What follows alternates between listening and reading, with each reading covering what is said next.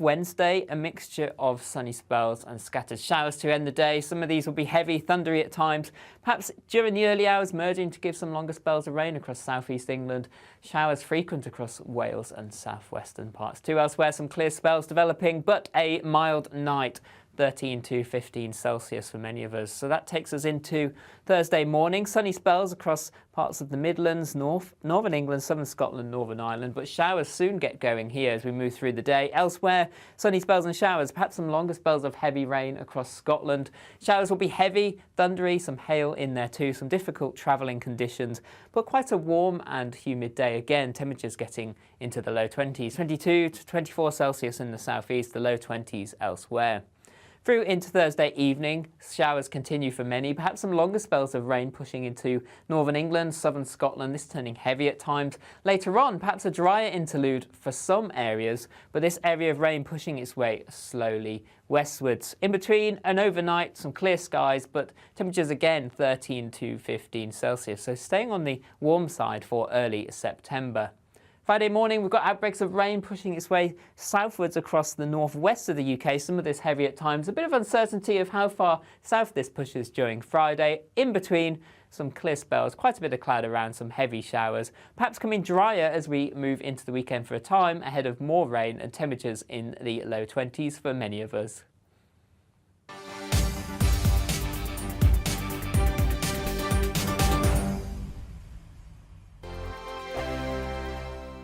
We are GB News. And we'd like to say thank you to each and every one of you for helping our great nation find its voice. We're absolutely everywhere. Across England, Scotland, Wales and Northern Ireland. On TV, on radio and online. We're proud to be the People's Channel, Britain's news channel.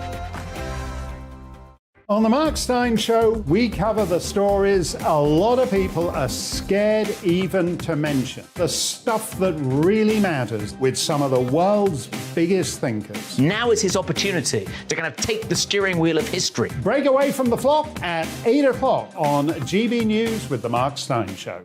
Hello, I'm Esther McVeigh. And I'm Philip Davis. Whether you're watching or listening on TV, online or on radio, we handpick the latest stories, debates and expert opinions for your weekend. So whether that's politics, news or showbiz, we've got it covered. Join us every Saturday morning at 10 o'clock on GB News. Join my show Farage, 7 p.m. till 8 p.m. Monday through Thursday. And there you will get opinion, analysis, debate, and I'll cover stories that nobody else dares to touch. You've been cancelled. Join the club. Oh my goodness me. And then for the last 15 minutes, talking pints. We're over a drink. We have a civilised conversation with someone. We very often disagree, but we do it in a grown-up way. Come and join me on Farage. Hi there, it's Stephen and Anne. At breakfast from 6 a.m, you'll always be caught up with everything you need to know, the latest headlines, opinions and debates. We'll bring you the good news and the bad, but most of all, we're here for you. Remember, send in your views and let us know what you would like us to talk about. That's because we're your news channel. And every morning at 6 a.m, it's breakfast on GB News.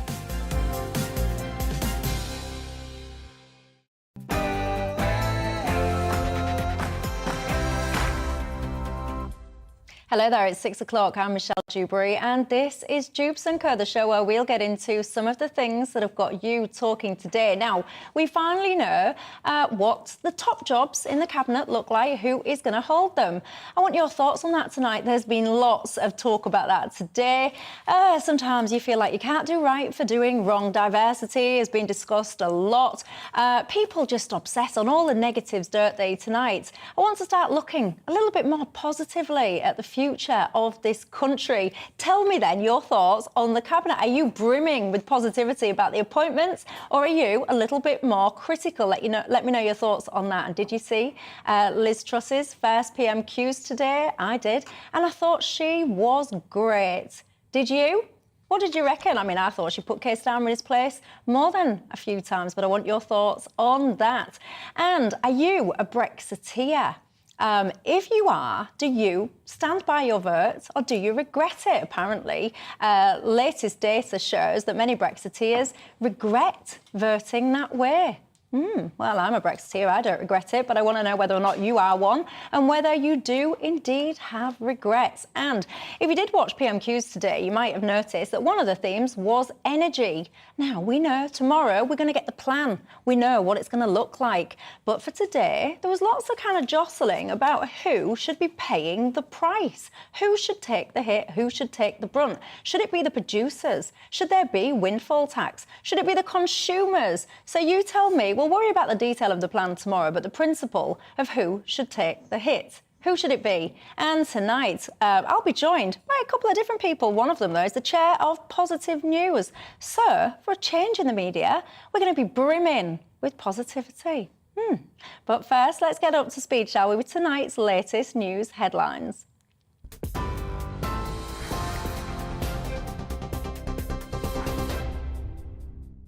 Michelle, thank you. Good evening to you. Well, the new Prime Minister, Liz Truss, has confirmed a package of support will be announced tomorrow to help people deal with rising energy prices. During her first Prime Minister's questions, she reiterated her position on a windfall tax on energy companies, saying it's the wrong time to discourage companies from investing in the UK. But the Labour leader, Sir Keir Starmer, accused her of protecting the profits of Shell and giving Amazon a tax break rather than helping families and public services. The Prime Minister knows she's no choice but to back an energy price freeze. But it won't be cheap, and the real choice, the political choice, is who is going to pay. Is she really telling us that she's going to leave these vast excess profits on the table and make working people foot the bill for decades to come? Well, I understand that people across our country are struggling with the cost of living and they're struggling with their energy bills. And that is why I, as Prime Minister, will take immediate action to help people with the cost of their energy bills. And I will be making an announcement to this House on that tomorrow and giving people certainty to make sure that they are able to get through this winter and be able to have the energy supplies and be able to afford it. Just some breaking news we're receiving in the last couple of minutes. We understand Her Majesty the Queen, who is, of course, in Balmoral at the moment, has postponed her Privy Council meeting after being advised by doctors to rest. That news coming to us from Buckingham Palace. Her Majesty the Queen postponing her meeting with the Privy Council after being advised by doctors to rest. We know, of course, she met Liz Truss yesterday at Balmoral. The 96-year-old monarch also meeting the outgoing Prime Minister Boris Johnson and his wife Carrie. Quite a tiring day for any 96-year-old lady, I think you'd agree. So that meeting with the Privy Council put off by the advice of Her Majesty's doctors. We'll bring you more on that as we get it. Now, the Governor of the Bank of England is welcoming a possible review of the bank's remit, its first for almost a decade. Andrew Bailey met the new Chancellor Kwasi Kwarteng earlier. The pair agreed to reinstate weekly meetings to coordinate economic support during the cost of living crisis. That comes as MPs heard that ministers may soon be given powers to overturn decisions by financial regulators, including the central bank. 10 animal rights protesters have been arrested after vandalising Parliament with white paint. The group, calling itself Animal Rebellion, wants Liz Truss to take action on dairy farming, which the group says is worsening climate change. Some of the activists also glued themselves to the pavement outside the Palace of Westminster shortly before Prime Minister's questions. Now, a nurse has been sentenced to life with a minimum term of 17 years after stabbing her husband to death. Rebecca Searing attacked her partner Paul while he lay in bed at their home in Essex in February. Earlier, she'd sent a message to a friend saying it's time to kill. She then phoned the emergency services and confessed to her crime. And a warning, the 999 call we're about to play may be distressing for some. The patient awake? Well, he was. OK, tell me exactly what's happened. I've just stabbed my husband twice. You've... Tell me again? You heard, I've stabbed my husband twice. Can I speak to him? Is he awake?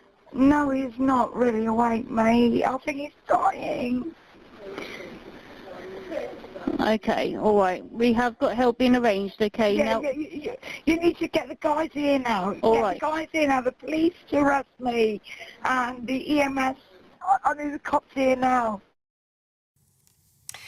Well, a video has been posted on social media showing a waterlogged inflatable boat full of people in the English Channel. Yesterday, official sources warned that Albanian organised crime gangs and people smugglers are risking lives by putting unseaworthy boats into the water in bad weather. The TikTok post shows a small dinghy full of young men with their legs submerged in water. It's not clear when the video was filmed. Royal Mail workers have voted to stage a further 48-hour strike at the end of September. It follows another 48-hour strike scheduled to take place from tomorrow. 115,000 members of the Communication Workers Union plan to walk out.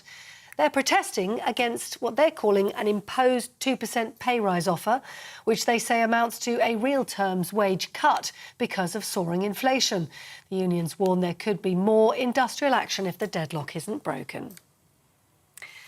And the Australian tennis player Nick Kyrgios's quest for his first Grand Slam title has ended after he failed to reach the semi-finals of the US Open. Kyrgios sadly let his temper get the better of him too, taking his frustration out on not one, but two of his tennis rackets after he lost to Russia's Karen Khachanov in 5 sets before eventually he quit the court. You're up to date on TV, on radio and on DAB Plus radio as well. You're with GB News, where now it's time to get back to Michelle and Dewbs & Co.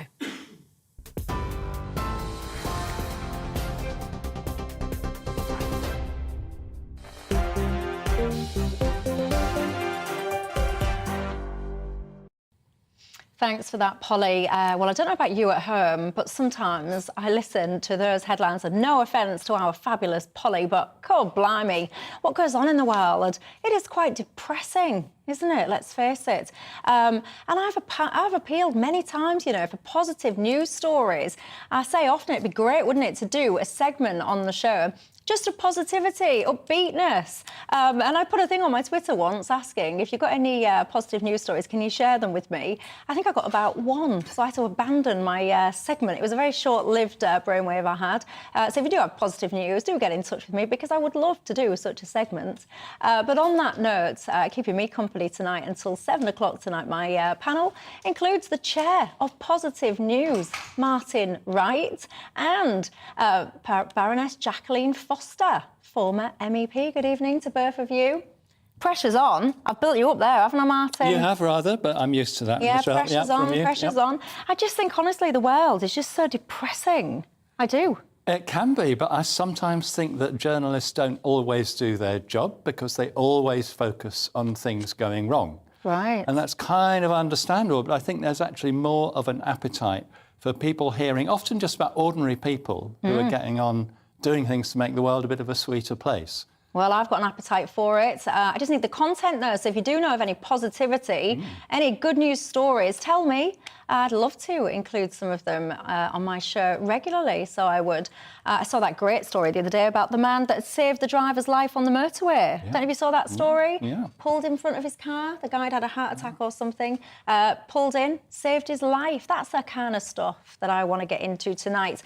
And I would also like to try and approach this new government with an element of positivity as well, because ultimately, you know what, no matter what side of the fence you sit on in this country at the moment, it's in all of our interests that this government, this Prime Minister succeeds, because if she succeeds, in my mind anyway, that means the country is prospering and that we're all prospering. So that's what I say. Let's get behind Liz Truss, shall we? Let's back her. Let's back the new cabinet. Oh, there's a groan already coming from Mr. Positivity. Not a groan, right. not remotely. What was it? Not a groan. It was a sort of interesting. It was an interesting. It was a pondering sound. Well, I can be pondering for you, yeah. Yes, good. We'll have pondering. And I want you at home to ponder as well. What are your thoughts on everything, all the goings on tonight, whether it's the new cabinet that we've got, the new Prime Minister? I want your thoughts on Brexit. Apparently, we're a remorseful bunch when it comes to voting for Brexit. Many people apparently look back and regret their vote. I'm not one of them, though. Are you? And I also want to talk to you about energy. Tomorrow is the big day on that. We'll get all the details. But in the meantime, it featured a lot at PMQs today in terms of who should basically pick up the tab. So whatever this plan looks like tomorrow, who do you think should be picking up that tab? Is it the producers or is it us, the consumers? You tell me. You can get in touch with me on email. gbviews@gbnews.uk is the email. You can tweet me at Michelle Dewbs or at GBNews. If you haven't already, by the way, you can subscribe to us on YouTube. Don't forget as well, you can listen to us on the radio. So wherever you are very, very welcome tonight. And just been mentioning, of course, then the new Prime Minister, her first full day in charge today. She had the first PMQs. Did you see it? I did. I thought she did quite a good job, actually. Of course, she was clashing with the Labour leader, Sir Keir Starmer. As I was saying, lots of it about kind of what the plan should look like when it comes to energy bills. Well, joining me now from Downing Street, it's our political editor, Darren McCaffrey. Darren, good evening to you. I thought Liz Truss did quite well today. Was that the kind of majority opinion? Yeah, I think it was in many degrees, Michelle. I think she was pretty confident, pretty assured, wasn't she, at that dispatch box. Now, maybe that shouldn't come as a surprise. She has been, or had been, a cabinet minister for many, many years. It is a situation she's pretty used to. But in saying that, PMQs is a higher playing field, isn't it, than just ministerial questions. And she was pretty confident, pretty pithy in some of her answers. And she actually answered some of the questions, which is pretty novel in politics, particularly, it must be said, in the last couple of years with Boris Johnson, who had a tendency to go off on tandems, left, right and centre. In saying that, was it as charismatic, a bit duller than usual? Probably was. But then at the same time, actually, do people want to embrace a bit of dullness in politics in the sense that they want to focus on this issue of policy? And that really was at the heart of the differences within Prime Minister's Question Time today. Really fascinating to see a proper ideological divide between Keir Starmer and Liz Truss. Now, not necessarily what the solution actually should be to this energy price crisis. We're going to hear the announcement of price freeze on that cap tomorrow, which both Labour and the Conservative Party agree on. It's frankly, the debate is who should pay for it. And at the moment, Labour is saying it should be a windfall tax, a further windfall tax on those energy companies, whereas Liz Truss was pretty clear that she did not want to see taxation increase any further. She thought it might deter investment. She wants to see economic growth. But in the end, we are going to hear tomorrow about whether that means higher bills, potentially for you and I and everyone else, for years and years to come, to try and even out that curve this winter and maybe into next year, or whether it's simply done by a lot more borrowing, which in some ways some would accuse the Prime Minister of not being terribly conservative. But in the end, as I say, it was a proper ideological debate. Liz Truss put in a pretty strong performance. Lots of Tory MPs were pretty happy with her taking selfies as she was leaving the chamber. A few bits of other information today, though. Interestingly, she's carried on appointing ministers of state, junior ministers in the various government departments as she tries and gets government raring to go again. And that's included some Rishi Sunak supporters, after many critics accused her of surrounding herself with loyalists in the cabinet yesterday. And also in the last couple of minutes, we just had word from Buckingham Palace, Michelle, saying that the meeting that was meant to take place tonight remotely obviously, between Liz Truss and the Queen for the Privy Council has been postponed after doctors said that the Queen should rest. So that is a bit of business that's not going to happen tonight, clearly in the medical advice of the royal family's doctors. But as for Liz Truss, all the focus now will be on tomorrow and that big announcement in Parliament on trying to tackle those insanely high energy prices going into the autumn and winter. Indeed, and we'll be glued to that. But for now, Darren McCaffrey, thank you very much. Jacqueline Foster, hello.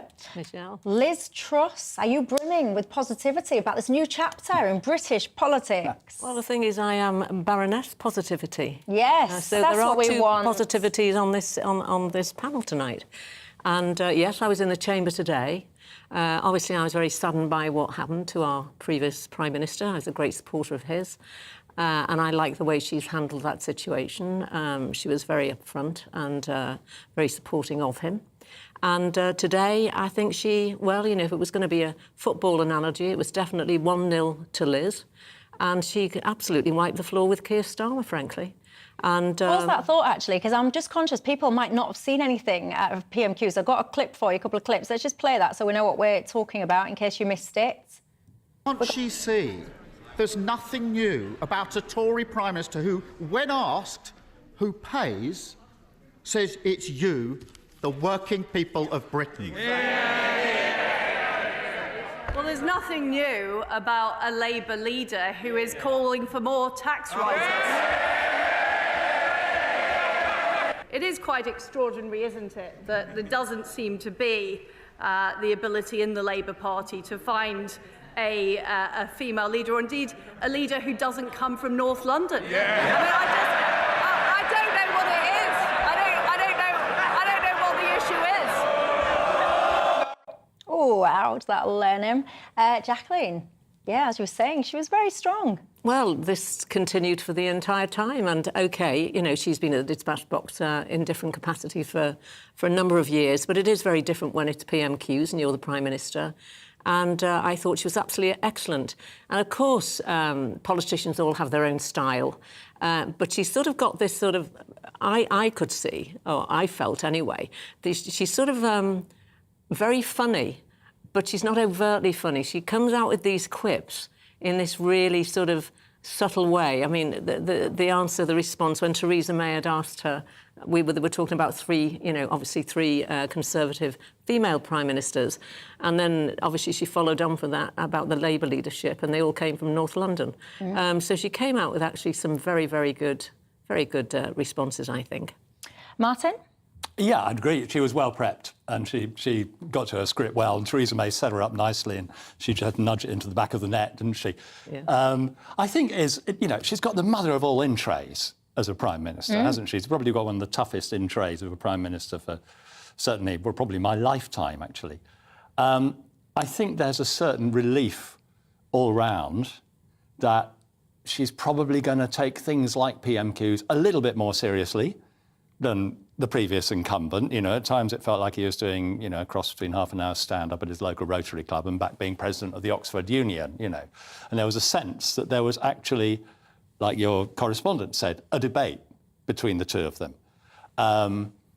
Possibly Liz Truss has the ability to make Keir Starmer look even more wooden than she can come over as sometimes. And I think it'll be a challenge to him to step up and be slightly more personable. Perhaps his slightly, you know, rather straight, lawyerly delivery was quite a nice contrast for some people with Boris, but I think up against Liz Truss, he's going to have to work to come over as a little bit more human. So it's been very interesting to see how it unfolds. But I also think, in addition, I think the policies that we'll start to see come forward now, which I would like to see, of course, are very much going to be you'll see more of a contrast, I think, with real Tory policies. Which is what the voters vote for, certainly the ones that vote for us in any event. And I also think that she won't be sort of, once she sets her mind on what the position is going to be, along with the Secretaries of State, because they're going to have huge responsibility to deliver now when they're talking about delivering. And she is very determined. She's always done what she's set out to do. And I mean, even if you speak to other ministers, former chancellors, etc., that she's worked in the same department for, what they have said without a shadow of a doubt, that she was set a task and she did it. And I think that this will follow through and stand her in very good stead, actually, now as Prime Minister in these very challenging times. Martin, well, let's see. What do you reckon to what we've seen with the appointments in the Cabinet then? It's interesting, isn't it? Because certainly the initial appointments, you know, there's this phrase, government of all the talents. You know, the initial appointments look like government of all the mates, you know, friends and neighbours, you know, Kwasi Kwarteng living down the road from Therese Coffey, very, very old ally. And there was that interesting contrast because everyone pointed to the diversity element, you know, the contrast. Did you see there was that photograph of the last Thatcher cabinet from the end of the 80s? And it was one woman and 29, what's the acronym? Algies, old white guys in suits, you know. And the contrast could not be greater. I've never heard that. Algies. It's Algae. a nice one. But at first, it did seem as though, certainly at the top, the danger was a different kind of lack of diversity, and that's a lack of diversity in outlook. And while you can understand a Prime Minister wanting to appoint people a lot like her, you don't want to have a cabinet of nodding dogs. And you want to have people who are going to be able to share slightly different perspectives, particularly when things get tough. And now at the more junior level, it's interesting. I think there is some more diversity. So you've got... So do you think she should have had more people that opposed, so like, let's just say more Rishi supporters in her top tiers? She started to bring some in. No, but in the top tiers. But can I just come in on this? Sure. The people that have been appointed, don't forget, there are also people in the Cabinet who stood against her because they were actually stood in the leadership contest. That's Tugendhat. Well, no, you've got Penny Mordaunt, Suella Braverman. You know, these have got really good jobs. And they contested this leadership challenge. And they're in. And the thing is, I am very much a meritocrat. Of course, we always need to represent the population as best we can. But we also need the best people in there to do the job. Definitely. Now, as you said, quite rightly, this is going to be an in-tray. I think the last time we probably saw an in-tray like this was when Margaret Thatcher came in. But she'd actually been in opposition for 3 or 4 years at the time, so at least there was some preparation. Liz Truss just so we're tends going to have back been in opposition. well, we are now moving all of this forward. You know, we've got Ukraine, we've got Putin, we've got the energy crisis, which this was caused, actually, by that, and a whole lot of other challenges. So my view is there is a mixture of people. If I were in that position, which clearly I'm not, but I would want also people around me that were certainly like-minded to a degree, and I think they will also have robust discussions, because there will be areas, I suspect, where there will be a bit of divergence. But it's for them, the Secretaries of State and others, like they did under the Margaret Thatcher government, to put forward rigorously their argument. And that argument, before it ever went into the process of being a policy, was argued from both sides. And this rigorous way of moving things forward, all of these policies, I think we have to have. Well, it certainly should be. And the one thing I was going to say is that there are some quite interesting tensions. So you've got Jacob Rees-Mogg at Bayes, in charge of energy policy, in charge of climate policy. One of the most climate sceptic of certainly Tory ministers, one of the most climate sceptic of Tory MPs. But set against him, Graham Stewart, who's the climate change minister and is going to attend Cabinet, has been very strong on the need for climate action. Simon Clarke, a big supporter of net zero. But I am glad to see that it's because I've been one of those that's been calling for us to relook at shale gas extraction or fracking. We have a capacity to actually, provide energy in the future, not tomorrow, but we've started this. And I think what's very interesting about this is just one element of it, is that the reason that we stopped actually shale gas extraction was because what happened going back several years. And it was actually the Putin regime that put across the whole of Europe, actually, because obviously these are the big energy producers, the sort of terrible problems that fracking would bring about in terms of, when they were actually extracting it. And they were sort of put off. I mean, we know for a fact that there are lobby groups, green lobby groups, and they didn't even realise they were being funded by Russia to obviously basically say this is a dangerous thing to do.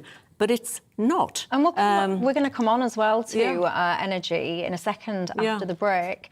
And Martin, these guys, this cabinet, they don't have a lot of time to make an impact at all. We don't have long left until the next general election. So actually, when it comes to voices and disagreement and all the rest of it, Liz Truss needs to just kind of get things moving, get things motoring on.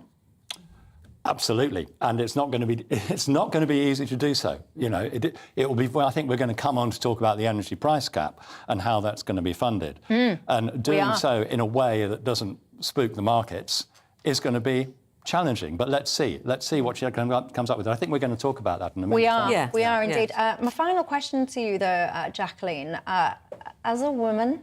I'm assuming I can call you that these days. People get very touchy about these kind of labels. Well, you know my position on this. I do. Now, I am also a woman, and I get very... I feel very patronised, I do, by things like quotas and all-women shortlists and all the rest of it. I think they're an absolute nonsense, and I would feel utterly offended if I got my job mainly because men were excluded from applying for it. I want my job because I've gone up against men and I was the best candidate for that job. And I find it quite interesting that in the Tories, we've got the third female Prime Minister, but yet it's Labour that have got these all-women shortlists and still haven't even managed to produce one. I know, it's always been a challenge, and I feel the same. You know, I think I was elected, hopefully, I was an MEP, not because I was a woman. I was a member of the European Parliament, represented the North West and the United Kingdom. And I hope I was the best person to do the job at the time. And obviously, I'd worked in industry before. I think there were times, certainly, because I'm older than you, and I remember when I go back to my days when I started in the airline industry, when the women, we couldn't be pilots. We could be cabin crew, but we couldn't be pilots because they put up all sorts of barriers. And although BA were really one of the first to actually break that mould, it wasn't really until the 80s that then we were able to, and we had women first officers, etc. I mean, my very closest friend, one of my closest friends, her daughter was a senior first officer in British Airways. Her husband was. But she, when we started, we couldn't be pilots. So I think there was a necessity to really look and make the opportunity there and start changing the whole narrative to make sure girls did have those. They actually looked ahead and thought, well, I could do that too. And I think we've moved ahead massively. But like you say, I'm a meritocrat, and I want, if I'm lying on an operating table, do I care where the surgeon has come from, what colour they are, what religion they are, what sex they are? It's of no... I know that that person's a professional and they are going to do the job. And I think we're losing sight of that. Yeah, that's Absolutely. what I will always champion in any sector, any capacity, any level. You must always have the best person for the job. And if you're a woman thinking, well, why aren't I getting picked? Then if it was me, I'd be looking, well, how can I be better? How can I make sure that I am the right person for the job? None of this all women shortlist for me. And I'd love to see how things like the Labour Party get on, by the way, with their all women shortlist, because to me, half of them don't even seem to be able to define what a woman is. Quite. So goodness only knows how they're going to be able to define who can make the list and who can't. But I digress. I'm going to take a quick break. When I come back, I'll be talking to you about the energy situation that was not that puppet that popped up there. That was the wrong picture, you might have noticed. Apologies for that. I'll be talking about the energy situation, the plans out tomorrow. Who should bear the brunt of what's going on? Is it the producers with a windfall tax, or is it us, the consumers? I'll have that and some of your thoughts in just a couple of minutes.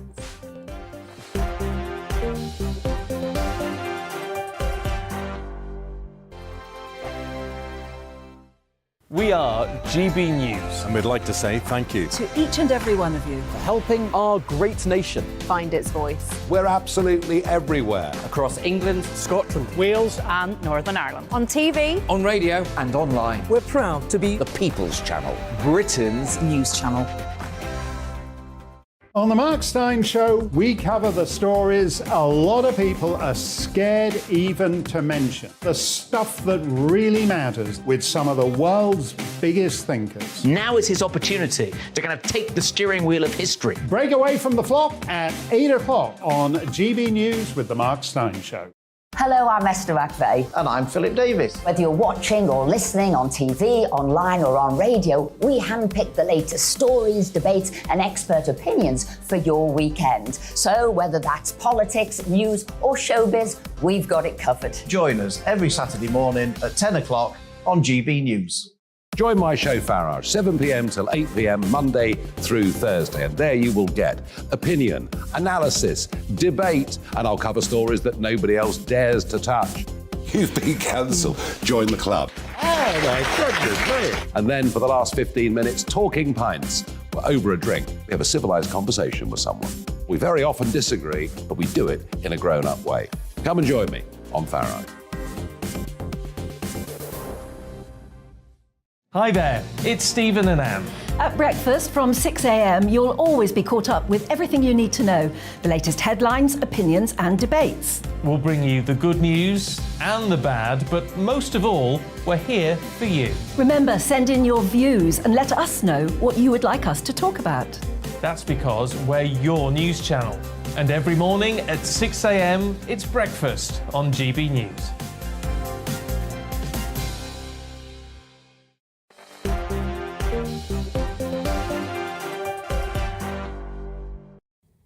hello there, welcome back to Dewbs & Co with me, Michelle Dewberry. Keeping me company, Jacqueline Foster, Baroness Jacqueline Foster, and Martin Wright, the chair of Positive News. So I was asking today, has anyone got any positive news stories for me out there? Anybody? I've had a couple. Thank you, I appreciate that.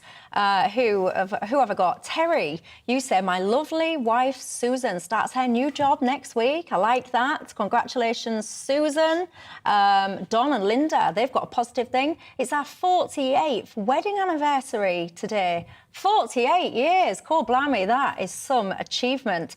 I'm lucky to last 48 minutes sometimes. That did not sound right in any way, shape or form. Sometimes... Have another go. As my mum would say, sometimes, Michelle, you're best keeping your thoughts to yourself. Someone else says, there's great positive news. Clive, GBNews, he says, is a massive positive. Eric says, my positive news is that Carrie is no longer running the country. I'm not going to say anything to that. Kev says, Michelle, I have to admit, Liz Truss was brilliant today at PMQs, and he says he was previously very sceptical about her. Laura, there, you didn't get my positivity memo, because Laura says, Michelle, Liz Truss won't last the year as the Prime Minister. Oh, what are you basing that on, Laura? She's only been in the office, what, 5 minutes, if that? Wouldn't you give her a chance? Wouldn't you give her an opportunity? Wouldn't you think, you know what, the future of this country's prosperity depends now on Liz Truss, like that or love that. That is indeed the fact. So why don't we all get behind her? I don't know. Tell me your thoughts on that. We just mentioned PMQs, didn't we? One of the key topics that was going through that was energy. We all know by now that the energy plan, what it's going to look like, the details, that will be out tomorrow. But in PMQs, there was lots of kind of talk about the kind of economic principles, if you like, behind it. And the simple principle as to who should be taking the hit, who should be paying the price for this high energy at the moment. Should it be the consumers that have to take the hit, or should it be the energy producers by way, of course, of windfall taxes? We'll get the detail tomorrow, Jacqueline, but for now, where do you stand on that basic principle about things like windfall tax? Well, I think it's easy to say, let's have a windfall tax, but there's already a windfall tax on the energy companies, and it's called the Energy Profits Levy. In addition, what they also pay is about 20% above the normal corporation tax rate as well. So then you've got to weigh up, when you look at these producers, these big producers, the BPs and all of them, these are actually the companies where we put our pension funds. And we also want them to make sure that they invest in all of the latest technology, because we need to actually, with what's happened now, which has been a really difficult lesson, I think, for everybody, particularly across Europe, we need to make sure that we are self-sufficient. We need to make sure that we've got good energy security. We've been actually in a better place than a lot of European countries, obviously Germany and others, because of the policies that they decided on, because half of our energy we can produce ourselves. Obviously, we import that we have from our neighbours in Norway, and we have other sources. But nevertheless, this is why I just mentioned the shale gas earlier. We've got to look ahead and see, are there other ways that we can actually, produce energy? But in terms of if you come to the bill, if you come to the bills, we pay a green levy on our energy bills. I would like to see that scrapped. Yeah, we're probably going to see that paused, though, aren't we? And what we're doing also, of course, as Conservatives, we don't want to borrow, but we are in a very extraordinary position. And they're looking at the moment, apparently, at about £100 billion to try and ease this terrible burden on British households. And it's already started with some help for the winter. But we've had to make those difficult decisions. So, as I said, just getting back to what Keir Starmer was calling for today, that's not the answer. Even if there was some sort of windfall tax, how much is that off your bill?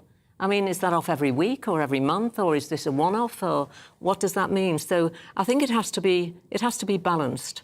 If I may just come back to the point I raised over when we're looking at production, new sources of energy. Before we get onto that, do you want to? Before we get onto that one, Martin, on the specific point of the windfall tax, before we get into the energy side of it in more detail. Yeah. Where do you stand on the windfall tax side of things?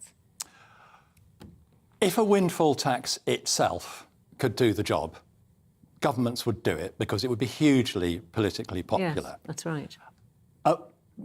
The energy companies are making, super normal profits at the moment. I think there is potentially a case for having a limited increase in the windfall tax. But Labour are very careful not to say the windfall tax could fund all of it. because they know it couldn't. So it's a slightly false choice. But the question is... Jacqueline's point was that they're almost paying a rate at the moment. I think it works out about 65%. Yeah. I mean, how much tax do you expect? But because of the way the energy market is structured, they are making quite ridiculously big profits. But I think it is not going to be easy. I mean, the short answer is who will pay for it? Well, we will, in one form or another, in the long run. There certainly needs to be an energy price cap. That is, there is, at the very least, a decent political consensus over that now, and a consensus among energy generators. But do you worry, Can I just bring in a point here? Because, you know, the companies that actually produce the renewables, do you know that renewables keep all of their profit? It depends, under what system you're talking about. No, but they are, because they were basically, government had subsidised a lot of these companies to produce renewables. I'm not criticising, this is just a fact. So all of the profits that they make, they're actually in a completely different position in terms of what they should or shouldn't do with those profits. Because there was nothing in those contracts to say that those profits then had to be given back or whatever. I think they're re-looking at the contracts now. If there's taxes like any other company, and none of the contracts are different, which is how renewables are priced now, they're actually, the renewable costs have fallen so much, they're actually returning money to the Treasury now, because renewables are now so cheap compared to gas. I think that's a source that can be put towards this really difficult situation. Well, indeed. And, you know, they do through the existing taxation system, and it will do increasingly through the contracts for difference, absolutely. You were saying that there's a consensus now that windfall tax is probably a good idea. No, I was saying there's consensus that a price cap is a good idea. Price There's certainly not a consensus on windfall tax. Price cap. But let me ask you about this, because I have a little bit of a concern about the price cap, because as a consumer, I absolutely support it. You're going to be a strange... depends how you do the price cap. Well, this is what I was going to say. You're going to be a strange consumer if you don't want to pay less, if you don't want your prices to be capped. But my concern with it is this whole situation in Ukraine, it's not going away anytime soon. This didn't just start in February this year, which is what many people think it did. That was an escalation point. This has actually gone on for years, albeit now obviously ramped up. And Putin is, of course, messing around with Nord Stream 1. In my view, this is going to get much worse. So when you start capping prices of households, there is a risk, in my mind anyway, that consumers will then start thinking, well, you know what? I used to turn my radiator off at this time in the morning. Now I'm not. So your demand is going to surge just as supply is getting strangulated. So what you do is you make it more progressive by having a cheaper price for using a certain amount of energy. I'm talking about domestic consumers now, not business, that you absolutely can't do without. And then the more energy you consume, the more you pay for it. So if you want to heat your swimming pool or heat your billiard room or whatever, you pay more for that, and you have some kind of a social tariff whereby a reasonable amount of energy that you need to get by on is charged at a certain amount, capped at a certain amount, and then excessive use of energy, the price is greater. But what if I'm a low-income... That way you make it fairer, but you also, exactly as you say, you encourage people to economise. But what if I'm a low-income person, I don't know, that's got a disabled child who relies on dialysis? So I've got constantly rolling... But how am I going to allow for that if your system is... Well, the thing is... Because you have a subtler system than I'm just, caricaturing the basics of it. Yeah, but also you can start to allow for that. You do have to look then at where there is could be serious problems. I would then expect, whether it's the social services, whoever it may be, the departments, to step in to make sure. You have to. And I think that will happen in any event. But can I just come back, because there is no quick solution on this, and we know that. No, there isn't. And I think obviously as we said, we hear this plan tomorrow. I think obviously we're trying to mitigate it as best we can. But this is where it brings me back to. We're going to have to get our energy supply improved. We're going to have to get more in the future. It's not going to happen overnight. So, I was very pleased that we've signed off Sizewell C, and it's going to take some years to get on stream. The Rolls-Royce nuclear pods, That's all been agreed, so that's going to come on stream.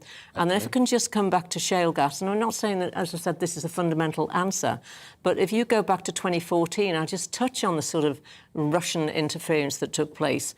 It was actually Anders Fogh Rasmussen, who was the Secretary-General of NATO, former Danish Prime Minister, and he warned Europe at the time that this sort of interference in what a lot of countries were thinking that would be allowed to do it or had the right sort of rock, so to speak, including the UK, that they needed to be very careful about the interference. And so, of course, we did. We sunk a couple of wells. We had all of these protests going on, very often not from the people that lived in the area. And the whole point is, if we were able to do this, what we have said is that we need to then be looking at the people that live in these areas where we can actually extract shale gas, we can frack. They could benefit from cheaper energy. There's certainly ways that you could look at this. We're looking at job creation, which is absolutely huge. Also, the technology's moved on. I mean, for the first time this winter, we imported American shale gas. And that was the first time that we'd done it. Because also there was interference into Congress in 2018 in the US.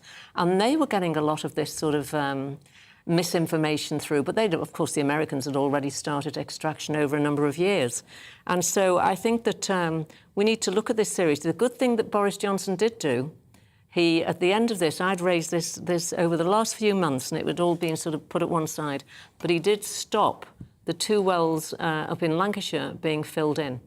Because clearly when Quadrilla drilled, they'd done a lot of research. And apparently I was talking to somebody from America, a Texan chap that was, these are the oil men and the gas men now, and he said apparently the rock where they extract it from in the UK, the quality was higher than a lot of their fields. Now, you've got to get the right places to do this, so nobody's denying that.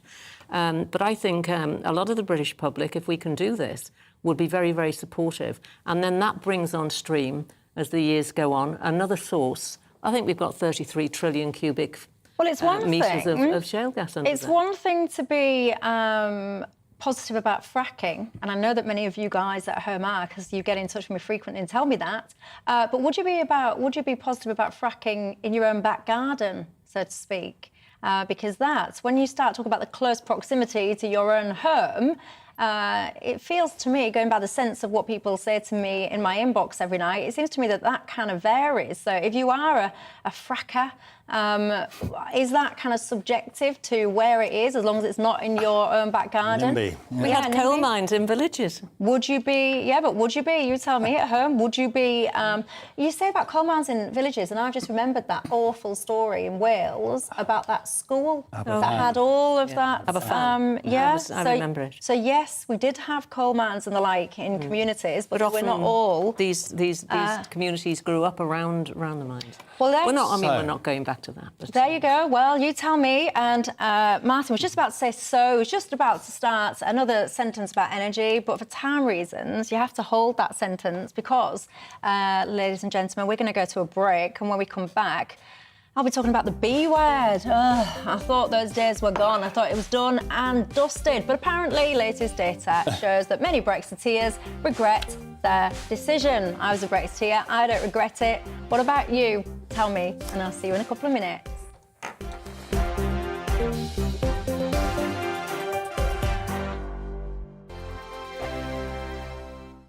We are GB News. And we'd like to say thank you To each and every one of you. For helping our great nation. Find its voice. We're absolutely everywhere. Across England, Scotland, Wales and Northern Ireland. On TV. on radio and online. We're proud to be The People's Channel. Britain's news channel.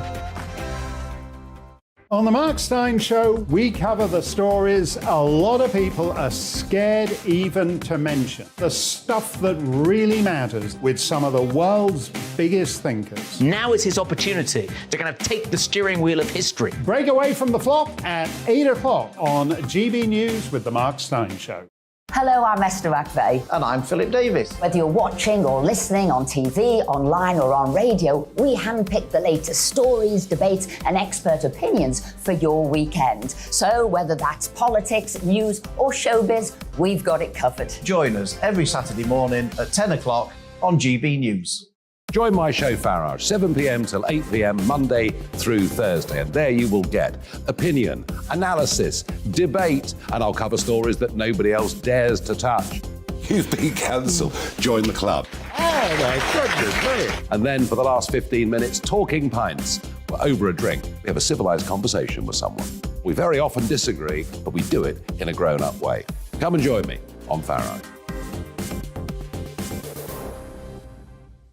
Hi there, it's Stephen and Anne. At breakfast from 6 a.m, you'll always be caught up with everything you need to know, the latest headlines, opinions and debates. We'll bring you the good news and the bad, but most of all, we're here for you. Remember, send in your views and let us know what you would like us to talk about. That's because we're your news channel. And every morning at 6 a.m, it's breakfast on GB News.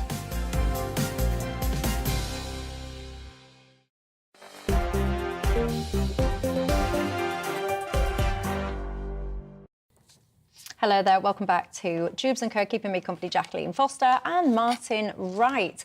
Let's talk Brexit, shall we? Were you a Brexiteer? And if so, are you still one? The reason that I ask is because apparently, according to latest data, many people who actually voted Brexit are changing their mind. The recent poll said that 52% think that Brexit was the wrong decision, with 36% thinking it was still correct and 12% saying they don't know. That 52% is, of course, a familiar number. Martin, Brexit, were you a Brexiteer? No, I was a Remainer, and when the result was in, I didn't join many of my Remainer friends in wanting a second referendum. I thought we had to accept the result. I thought it was the wrong result, but now get on with it. And at some point, we might rejoin, or we might join a European Economic Area or something like that. But, you know, if the government says, whatever you decide, we'll respect it, then I'm afraid you have to follow that. That's democracy. Good man. It's tough. But it doesn't surprise me in the least that there's now a shift in opinion. I think it's probably for various reasons. One is people are not seeing that many obvious benefits from it as yet. They might have a sense that we've taken back control and all that stuff, but they're not actually necessarily seeing the benefits. They're starting to, especially post-COVID, when we're all travelling again, they're starting to see the disbenefits. And I was in Germany a few months ago, and coming back, you suddenly realise, my God, I've got to queue for hours now to get my stamp to come back in, you know, through passport control. And a whole bunch of us, and it was the first time we'd travelled since COVID, since Brexit had affected moving through passport control, and people thought it was a complete pain in the backside. It took us an hour and a half to get through passport. So I think it's starting to, some of the disbenefits, some of the downsides of Brexit are starting to become a little bit apparent, and they're certainly still apparent to business. I did notice, incidentally, Jacob Rees-Mogg, remember, in the previous regime, was Minister for Brexit Opportunities, and apparently there is not now going to be, as I understand it, a Ministry of Brexit Opportunities. So does that mean that there aren't really any, or maybe that they've all been seized? I don't know. The point is now he's in charge of business. So he's still going to be Minister for Brexit, but it's not going to be a portfolio like it was, is it? It was specific because clearly we've still got the issues on the Northern Ireland Protocol. There's still big issues there. Yes. But as a former member of the European Parliament, yes, who spent 15 years as a member of the European Parliament and then obviously 5 years, and I was working for the aerospace and sector there, I was one of those and I supported us leaving the European Union. Yeah.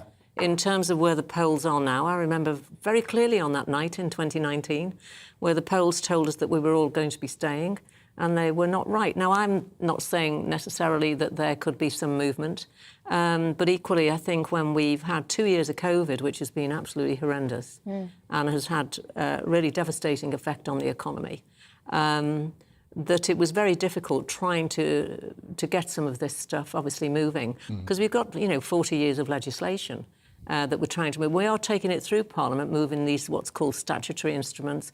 A lot of the legislation will be the same, because I was there doing all the primary legislation on the aviation and aerospace and maritime sectors, and that always obviously had an international dimension.